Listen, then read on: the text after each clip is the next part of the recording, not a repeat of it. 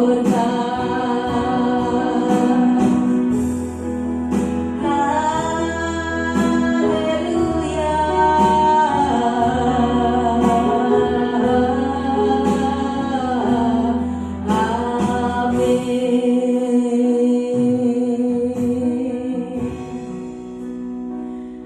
Shalom Bapak Ibu semua saudara yang di onsite. Shalom buat 5.000 jiwa di tempat ini, juga yang di online. Shalom semuanya.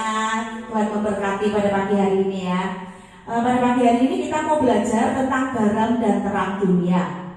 Mari kita buka Matius 5 ayat 13 sampai 16. Matius 5 ayat 13 sampai 16. Kita baca sama-sama ya. Kamu adalah terang dunia. Jika garam itu menjadi tawar, dengan apakah ia diasinkan? Tidak ada lagi gunanya selain dibuang dan diinjak orang. Kamu adalah terang dunia. Kota yang terletak di atas gunung tidak mungkin tersembunyi. Lagi pula, orang yang tidak menyalakan pelita lalu meletakkannya di bawah gantang, melainkan di atas kaki dian, sehingga menerangi semua orang di dalam rumah itu. Demikianlah hendaknya terangmu bercahaya di depan orang, supaya mereka melihat perbuatanmu yang baik dan memuliakan Bapamu yang di sorga. Ya, jadi firman Tuhan pagi ini bicara tentang panggilan bagi setiap kita. Setiap kita kadang tuh orang tuh bingung, apa sih panggilan saya dalam hidup saya? Tuhan tuh panggil saya menjadi apa? Orang tuh maunya yang instan, yang spesifik. Apa jadi apa yang dahsyat gitu. Nah, yang ringan aja, yang hal kecil aja belum bisa dilakukan. Panggilan setiap orang adalah Alkitab katakan menjadi terang dan garam, garam dan terang bagi dunia. Ya, nggak bisa kita langsung mau menuju ke spesifik. Misalnya panggilannya aku mau masuk ke konseling, nggak bisa, nggak akan mampu. Kalau jadi garam dan terang aja belum mengerti. Ya, menjadi garam itu adalah orang yang memberikan rasa. Panggilan kita adalah orang yang memberikan rasa bagi orang lain. Waktu ada teman kita yang lagi kesesakan, dia lagi tawar hati, seperti garam yang seperti masakan yang hambar yang gak ada rasanya. Nah, kita ini terpanggil, kita kalau mau melayani Tuhan dalam hal kecil, kita harus peka. Tahu ada teman yang lagi begitu, kita gak diem, gak akan cuek. Kalau orang yang ada panggilan Tuhan, orang itu pasti akan diberikan kepekaan.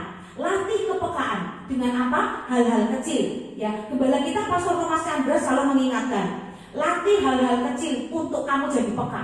Lihat ada sampah di tisu jatuh di bawahmu, jangan kamu lihat, kamu diemin, ambil, buang ke sampah. Itu Tuhan lihat. Tuhan gak nyatet hal-hal yang gede dulu. Ya kalau yang kecil aja belum bisa dipercaya.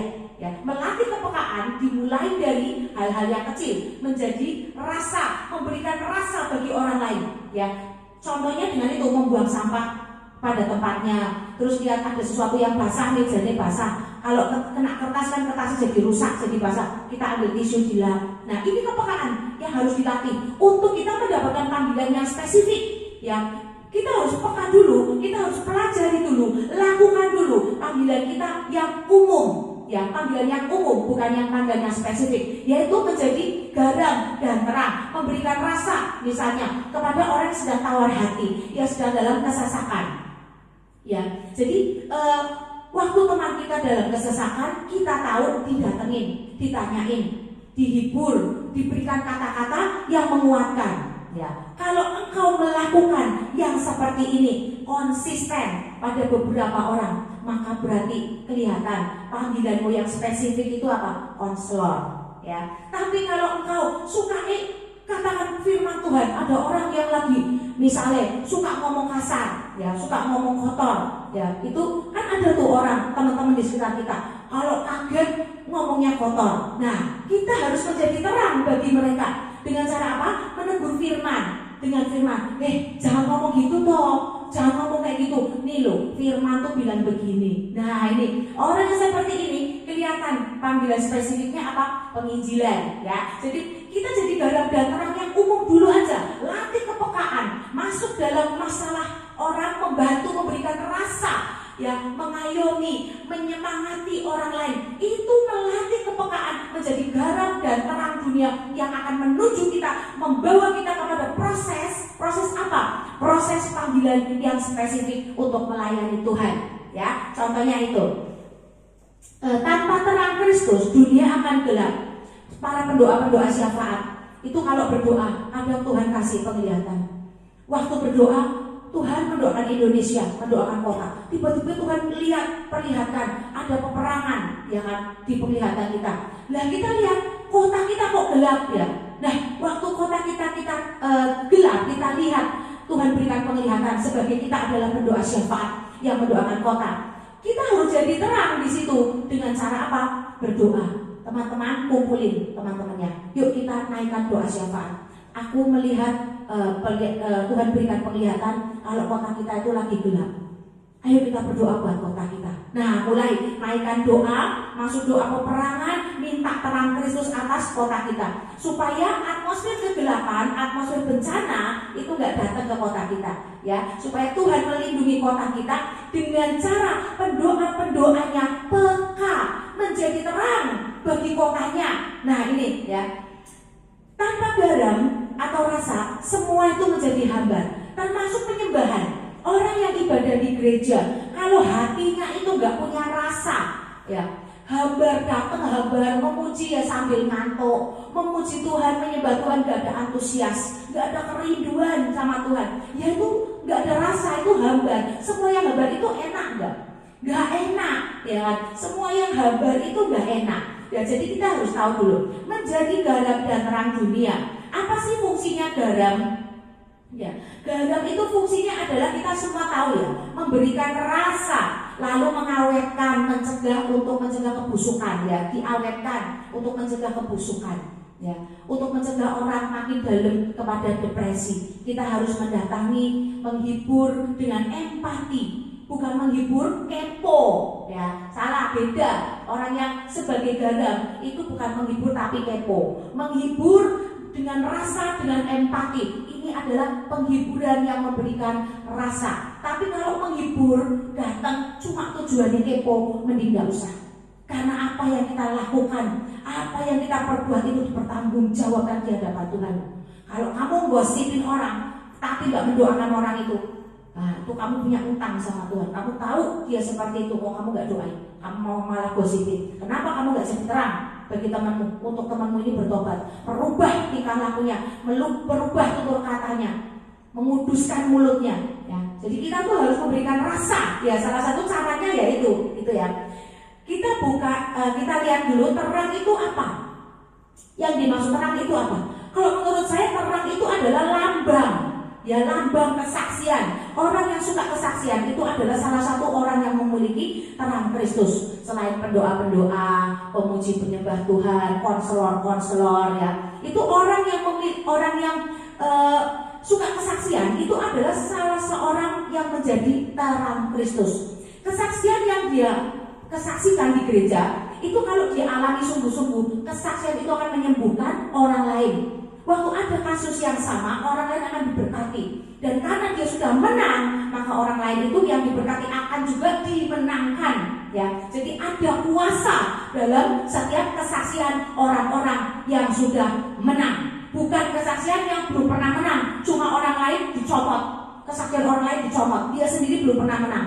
Ini gak akan mengubahkan segala sesuatu. Tapi kalau kita sudah menang dalam hal itu, lalu kita kesaksian, kita akan bisa menceritakan, menolong, menjawab pertanyaan dia sampai sedetail-detail yang kita tahu, dan kita akan bisa menjawab. Karena apa? Kita sudah menang. Nah ini jadi terang ya.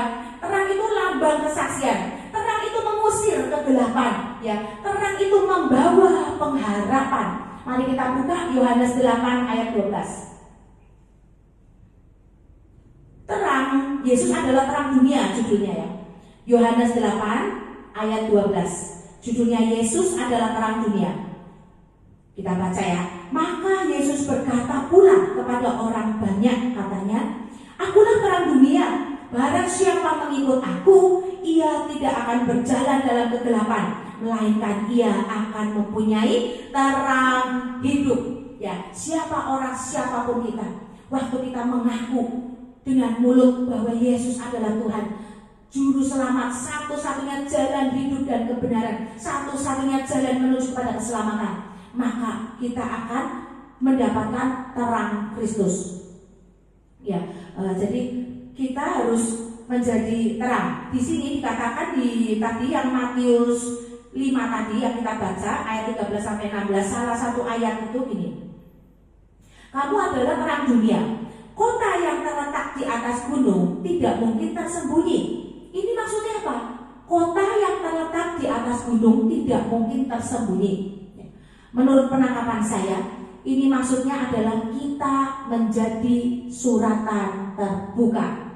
Salah satu cara untuk menjadi terang adalah menjadi suratan terbuka. Seperti yang di sini katakan, firman ini katakan, kamu adalah kota yang terletak di atas gunung tidak mungkin tersembunyi. Semua orang bisa lihat kota itu, ya. Semua orang bisa lihat kota itu. Ini maksudnya Tuhan mau kita jadi suratan terbuka. Suratan terbuka itu apa? Menjadi contoh. Hidup kita itu menjadi contoh dan teladan bagi orang lain. Ya, apa yang kita lakukan, apa yang kita imani, kita lakukan. Jangan cuma mengimani tapi nggak melakukan. Nah, ini nggak jadi suratan terbuka, ya. Kita bisa khotbah di sini, tapi waktu di luar mimbar kita juga melakukan apa yang kita khotbahkan. Lihat ada sampah ya kita ambil, tisunya diambil beneran, dibuang, cari kresek, cari tempat sampah, ya, cari tempat sampah. Itu udah jadi suratan terbuka, hal kecil. Ya, Tuhan itu nggak muluk-muluk kok. Untuk kita yang belum bisa menjadi garam dan terang dunia, ya, panggilan umum aja belum bisa dilakukan. Tuhan itu nggak muluk-muluk. Jadi lakukan hal yang kecil-kecil dulu. Karena firman berkata, barang siapa dapat dipercaya dalam perkara kecil, ia juga dapat dipercaya dalam perkara besar. Barang siapa tidak dapat dipercaya dalam perkara kecil, ia juga tidak dapat dipercaya dalam perkara besar. Kalau minta dipercaya Tuhan dalam perkara besar, lakukan yang kecil-kecil dulu. Taati pemimpinmu dulu. Lakukan pelayananmu yang cuma itu dulu. Lakukan dulu. Jadi asal nggak apa-apa, jadi singer nggak apa-apa. Dengan sukacita, sungguh-sungguh berdoa sebelum naik mimbar. Ya, bawa doa beberapa hari sebelumnya. Tuhan, aku mau jadi singer. Aku minta lawatanmu Tuhan. Nah, ini menjadi terang. Ada orang yang naik mimbar nggak berdoa, itu ada. Nah, kalau ada salah satu anggotanya yang naik mimbar, satu orang aja berdoa, lawatan Tuhan terjadi nggak? Terjadi. Jadi kita lakukan apa yang Tuhan mau, yaitu panggilan secara umum dulu. Panggilan kita secara umum menjadi terang, menjadi garam dan terang dunia. Tujuannya apa sih? Tujuannya itu adalah memuliakan Allah. Waktu kita menjadi garam dan terang dunia, tujuannya satu, memuliakan Allah, bukan memuliakan kita. Makanya orang yang jadi garam dan terang dunia biasanya waktu melayani dia itu enggak cuan malah nombok, ya. Enggak cuan malah nombok. Di dalam hal ini Tuhan akan melatih kita, mengasah kita, mau membantu kita menjadi apa yang Tuhan mau. Misalnya apa? Waktu kamu melihat orang ini nggak bisa makan, kamu datang kita datang bukan cuma mendoakan aja, tapi kita kasih dia makan. Nombok nggak? Cuan nggak? Nah ini, ya, orang yang peka akan hal ini nggak cuma kasih doa doang, tapi kasih uang, dipegangi uang, ya, dikasih makan sebungkus. Di sini Tuhan lagi apa juga? Tuhan lagi melatih kita untuk menjadi bendahara-bendahara surga. Melakukan hal kecil, memberkati dengan hal kecil dulu. Lama-lama Tuhan akan kirim hal besar. Nah, kaget. Kok aku dapat berkat besar ya? Padahal aku melakukan apa sih ya buat Tuhan ya? Kadang tuh orang nggak sadar. Dia nabur hal-hal kecil, itu nggak sadar. Orang lain akan biasanya mencemooh, ya. Orang lain tuh akan biasanya mencemooh. Ngapain kamu kayak gitu? Melayani kok rugi? Melayani ya cuan dong. Nah, saya sendiri pernah dikatain orang seperti itu. Ngapain melayani kok? Kamu melayani kok rugi? Melayani ya cuan dong. Itu lahan kering. Itu lahan kering. Cari yang lahan basah dong. Lahan kering itu gersang, gak ada apa-apanya. Tapi Tuhan bilang apa? Mampu gak kamu dipercaya dalam hal kecil? Padahal kamu mampu, kamu punya, ada padamu, kamu bisa menabur, tapi kamu gak mau. Kamu minta hal-hal yang besar, lahan basah mintanya. Orang seperti ini diberkati Tuhan? Saya yakin enggak. Saya yakin kalau diberkati sebentar aja habis. Karena milih. Lihat Tuhan Yesus punya apa? Waktu melayani, memberkati, memberi makan orang-orang. Dalam keterbatasan dia gak bawa apa-apa. Bahkan para rasul yang mengikuti dia aja gak bawa apa-apa mengikuti dia. Tapi Tuhan pelihara gak? Pelihara. Ada aja orang yang nampung, yang memberi makan, yang mencukupi kebutuhan-kebutuhannya. Nah ini, terang dunia. Tuhan akan latih kita jadi bendahara-bendahara sorga. Waktu engkau tidak pelit. Tapi orang yang pelit gak akan jadi bendahara sorga. Gak bisa dipercaya hal-hal kecil. Menabur hal kecil aja gak mau, apalagi tak berkati hal besar yang ada di tangan sendiri, gak jadi terang dunia. Ini ya. Meskipun dunia itu rusak dan gelap, orang percaya harus membawa perbedaan yang nyata. Sifat garam itu apa? Larut dan melebur, memberi rasa. Larut dan melebur itu artinya kita masuk dalam pergumulan di daerah di mana kita melayani, di dalam komunitas, di dalam keluarga di mana kita melayani, sepenanggungan, seperasaan. Nah ini menjadi garam yang memberikan rasa, melebur. Sakit gak? Kesel gak? Capek gak? Keringetan gak? Keringetan ya, capek. Yang dilayani orang lagi susah, ikut berurai air mata enggak? Ikut berurai air mata. Kalau kita peluk orang itu, bau kita kena ubele enggak? Kena ikusnya enggak? Kena air matanya enggak? Kena.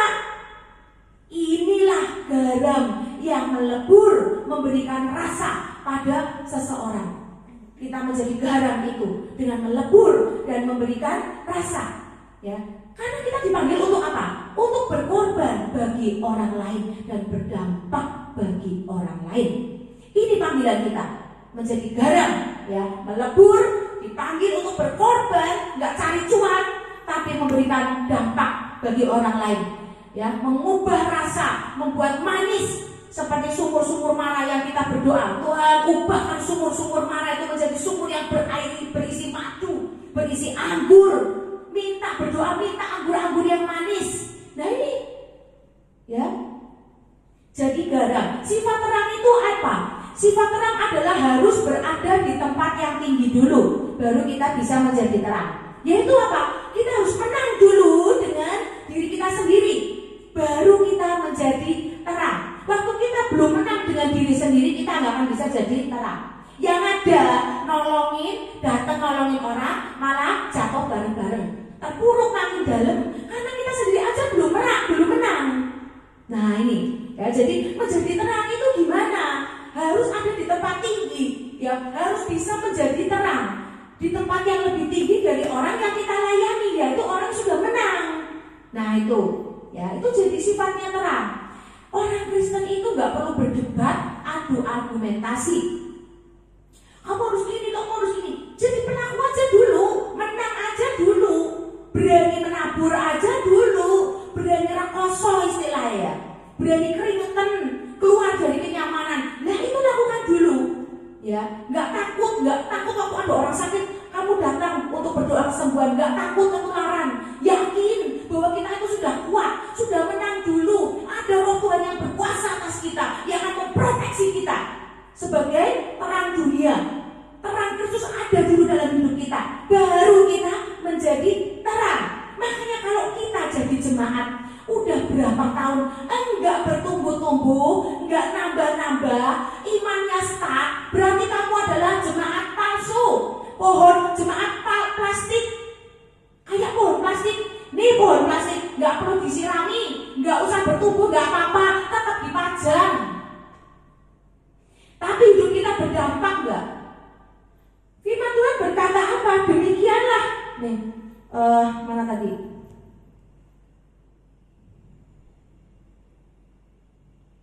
Yang tadi ya, yang akan dibuang dan diinjak-injak tadi di ayat berapa ya? Hendaklah kamu adalah garam dunia. Jika garam itu menjadi tawar, dengan apakah ia akan diasinkan? Tidak ada lagi gunanya selain dibuang dan diinjak orang. Nah, kita mau jadi apa? Mau jadi orang yang dibuang, diinjak orang, kayak pohon plastik ini, kayak garam ini cuma dipajang kok, dicuekin, gak diapa-apain. Dibuat pajangan kok, dilapi aja. Kalau ingat, kalau yang punya itu ingat baru dilapin. Apa mau jadi dampak? Apa mau diberkati Tuhan? Jadi bendaharanya surga. Nah itu, kita mau jadi apa? Yang jadi jemaat sudah sekian lama jadi Kristen, dampak kita apa? Apakah kita berguna di komunitas kita? Apakah kita berdampak di komunitas kita? Atau kehadiran kita justru kita dapat cuan terus, gak pernah nabur, masuk terus, gak pernah keluar. Nah ini orang yang gak bisa BAB aja sakit perut. Lah kalau kita dapat cari cuan terus gak mau keluar, ya yang ada perutnya kembung, lama-lama meledos. Jadi apa? Jadi sakit penyakit. Duitnya habis untuk berobat. Seperti wadah yang bocor. Ada kan di Alkitab? Wadah yang bocor. Kelihatannya kerja keras ribut, kayaknya numpuk terus tambah tinggi. Lupa kalau ngecek bawahnya bocor enggak? Jujuknya habis. Segitu banyaknya habis waktu berobat. Masuk ke rumah sakit dananya. Nah ini ya, hati-hati loh, jangan sampai Tuhan bocorin tuh wadah kita. Terus kalau iblis bilang, terus kerja terus, gak usah datang ibadah, kerja terus, kumpulin duit. Terus iblis ketawa, kamu kan gak tahu bawahmu nanti bocor loh. Nanti kalau Tuhan ambil nyawamu, duitmu buat apa? Nah itu ya, jadi jangan sekali-kali tidak berdampak. Koreksi diri. Aku sekian lama di Kristen, udah berapa lama aku di Kristen? Aku berdampak, apakah aku berdampak bagi komunitasku? Apakah aku berdampak bagi komunitas di gereja-gereja? Apakah aku sudah jadi berkat? Ya. Orang Kristen nggak perlu berdebat, adu argumentasi, tapi berikanlah pengaruh positif. Kita harus membuka hati, membawa orang lain untuk mengenal Kristus lewat perbuatan kita. Aku kalau dekat sama orang ini, masalahku selesai. Ya, kita tuh nggak mau dipuji loh. Kita tuh tujuannya memuliakan Allah. Jadi waktu kita cari cuan, itu memuliakan kita, bukan memuliakan Allah. Ya, hati-hati loh. Kalau orang yang suka cari cuan itu memuliakan diri sendiri, bukan memuliakan Allah. Ya, itu hati-hati. Kalau diberkati karena kita sudah rekoso melayani dan sebagainya, kita mendapat upah, itu wajar. Tapi kalau kita nggak rekoso, tiba-tiba dapat cuan, dan nggak mau menabur bagi gerejanya, bagi orang di sekitarnya, ya. Nah itu bahaya banget. Nanti Tuhan akan buang dan diinjak-injak karena nggak berdampak dan berguna. Contohnya apa? Jadi garam dan terang lainnya misalnya. Mendoakan teman itu udah jadi garam, udah menjadi terang, ya. Kita melakukan hal kecil, cuma berdoa itu hal kecil. Berdoa itu hal kecil, gampang banget, ya. Gampang banget, cuma duduk diam, berdoa, pegang tangannya teman atau pegang dadanya, pegang punggungnya, doakan. Hal kecil berdampak besar. Waktu orang itu sakit, ya, kena kanker, dia pasti takut mati. Orang yang kena kanker tuh pasti takut mati karena satu, biayanya juga besar, sakitnya di badan juga luar biasa, takut mati juga iya, ya kan? Nah, kita doakan, kita memberikan rasa, datangin, didoakan. Kita cuma berdoa, patahin itu, hentikan, hardik semua sel-sel kanker yang liar dalam tubuhnya. Saya selalu lakukan itu kalau ketemu orang yang sakit kanker yang minta didoakan. Saya hardik seperti Yesus menghardik air yang bergelora di danau, dihardik langsung berhenti, langsung tenang. Kita lakukan itu, Tuhan, aku hardik semua yang liar di dalam tubuh dia. Semua sel-sel dalam tubuh dia harus tunduk pada firman Tuhan. Oleh bilur-bilur Yesus kamu sembuh. Nah, itu hal kecil tapi berdampak. Waktu kita dikuasai Roh Tuhan, waktu kita ada wibawa ilahi dalam perkataan kita, ada otoritas dalam mulut kita hardik itu sel kanker. Berhenti gak? Berhenti. Makanya kita harus, Tuhan itu harus kenal kita dulu. Waktu kita jadi orang Kristen, kita harus diberikan, bisa dipercaya oleh Tuhan dulu. Kalau kita jadi orang Kristen belum bisa dipercaya Tuhan, koreksi, berapa lama saya jadi orang Kristen, kok Tuhan belum percaya dengan kata-kata saya? Semua orang bisa melakukan doa kesembuhan, asal kamu punya hati yang mengasihi Tuhan. Kalau hubunganmu dengan Tuhan benar, pasti hubungan dengan sesama benar. Kalau hubunganmu dengan Tuhan benar, pasti kamu dipercaya, mulutmu diberikan otoritas dan kuasa, wibawa ilahi oleh Tuhan. Oke, camkan ini. Karena panggilan kita sederhana, menjadi garam dan terang dunia.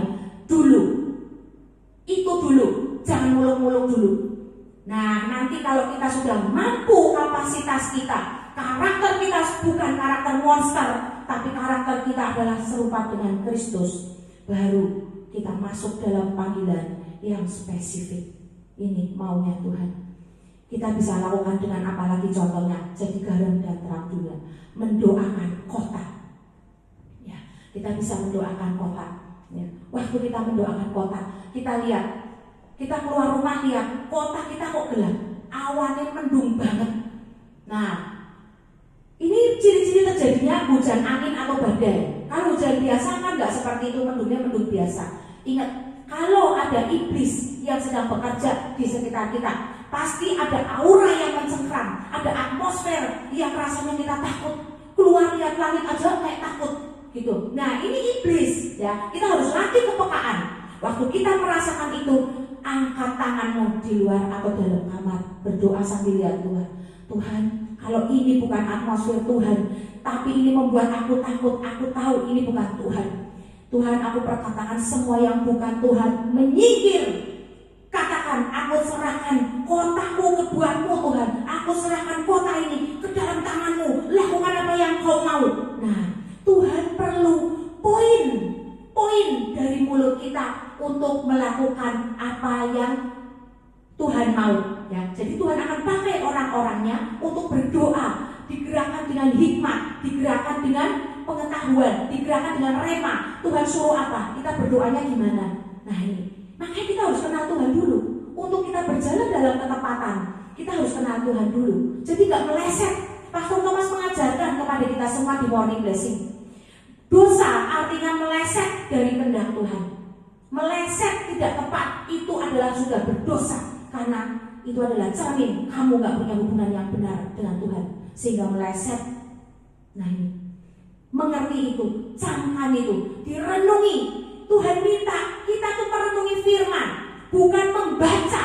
Membaca oke, tapi direnungi, diulang lagi. Aku tadi gak mudeng sebab ini mau bicara apa ya? Direnungi. Karena apa? Tuhan itu mau kita itu dipulihkan, mendapatkan fondasi firman sampai ke alam bawah sadar kita. Bukan cuma di mulut, bukan cuma di mata, bukan cuma di pikiran, ingat doang, tapi gak nancep di loh hati kita, nggak nancep ke alam bawah sadar kita. Maka kita akan lupa. Orang yang alam bawah sadarnya dipenuhi firman, bahkan dalam tidur dia lupa selalu nyebut Tuhan Yesus, Tuhan Yesus. Udah ngantuk aja dia berdoa, tidur aja dia berdoa, ngomong sendiri, hatinya ngomong sendiri. Pernah nggak merasakan seperti ini?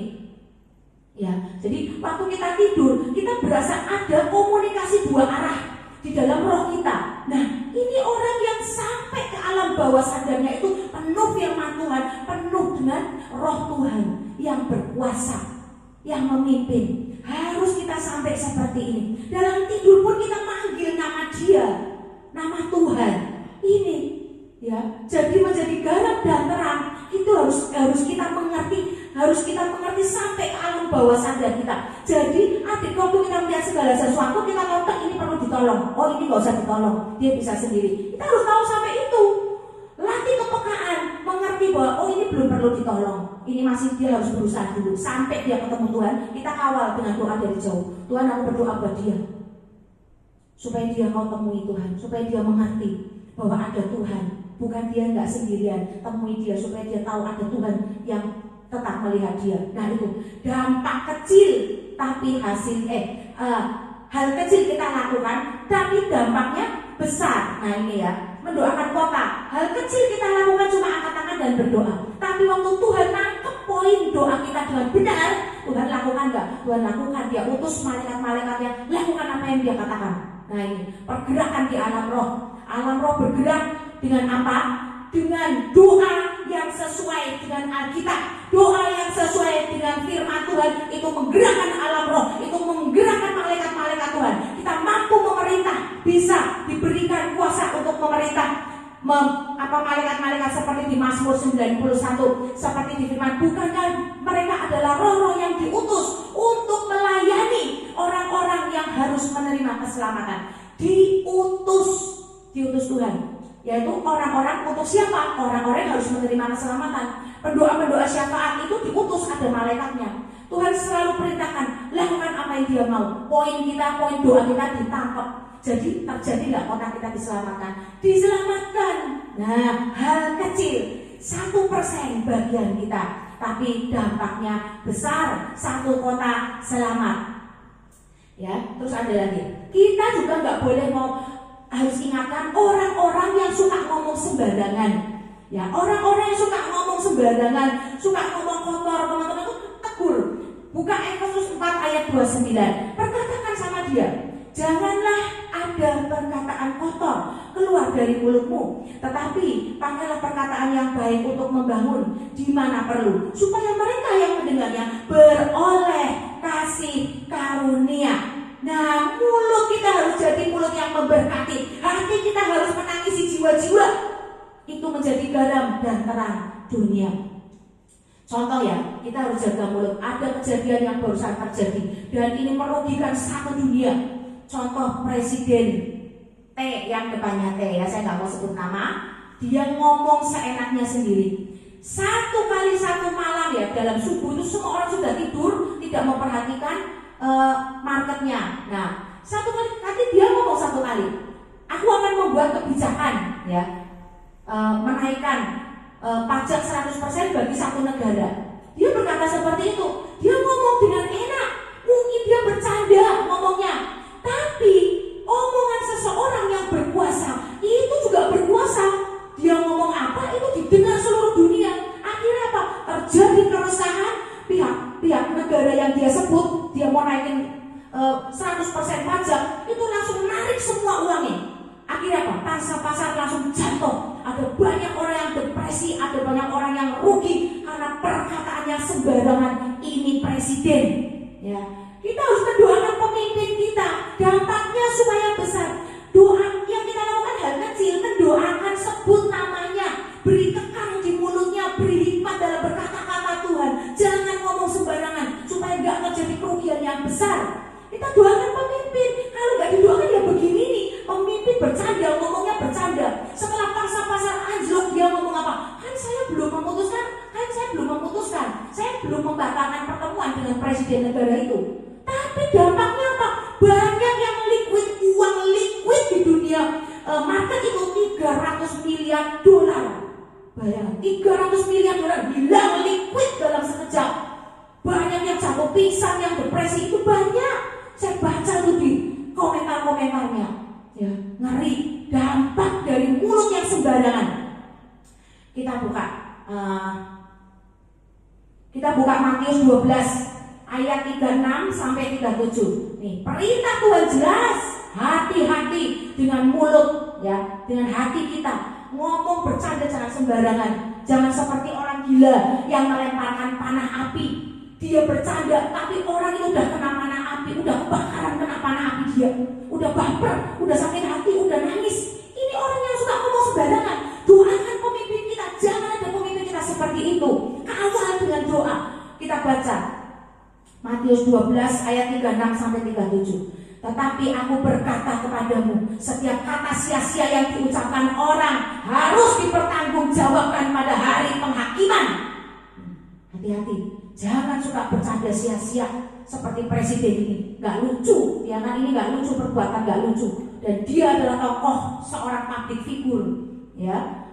Karena menurut ucapanmu engkau akan dibenarkan, dan menurut ucapanmu pula engkau akan dihukum. Ya, ngeri kan? Nah, ini dampak nih. Ini kita harus jadi terang dan garam dunia. Lakukan hal kecil, berdoa, doakan pemimpin. Dampaknya apa? Besar. Dampaknya besar. Udah ekonomi lagi terpuruk, semua orang masuk di market itu, semua modal dimasukin ke market itu. Seorang pemimpin seharusnya mengayomi, seharusnya memberkati, bukan malah ngomong sembarangan yang berdampak luar biasa. $300 miliar hilang dalam semalam. Berapa detik langsung hilang. Raib, liquid semua, nol semua. Ngeri kan? Dampak dari apa? Dari pemimpin yang suka ngomong sembarangan. Makanya kita doain pemimpin-pemimpin itu. Enggak pemimpin gereja, pemimpin kota, pemimpin apalah yang ada di atas kita. Bahkan sampai suami kita yang sebagai pemimpin dalam keluarga itu harus kita bawa dalam doa. Ya, kalau enggak dampaknya itu luar biasa, membuat kekacauan yang luar biasa. Lakukan hal kecil, mendoakan, tapi dampaknya akan besar. Nah ini, kita harus jadi garam dan terang dunia. Oke? Mari kita menyembah Tuhan ya. Kita panggil Tuhan, kita mau bersekutu sejenak dengan Tuhan, supaya kita punya hati yang benar, kita punya mulut yang memberkati. Tuhan, kami mau berdoa Tuhan.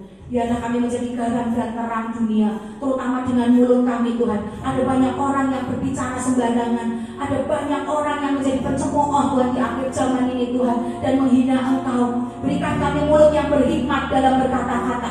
Berikan kami mulut yang memberkati dan jadi terang dan garam dalam dunia ini, supaya ada rasa damai di akhir zaman ini bagi semua yang sedang kesesakan Tuhan. Supaya ada sukacita dan shalom yang menenangkan bagi semua orang yang sedang kehilangan uangnya di beberapa hari ini Tuhan. Bahkan berikan kami mulut yang berkuasa untuk menghentikan, menghardik badai yang terjadi, yang bergelora di depan kami.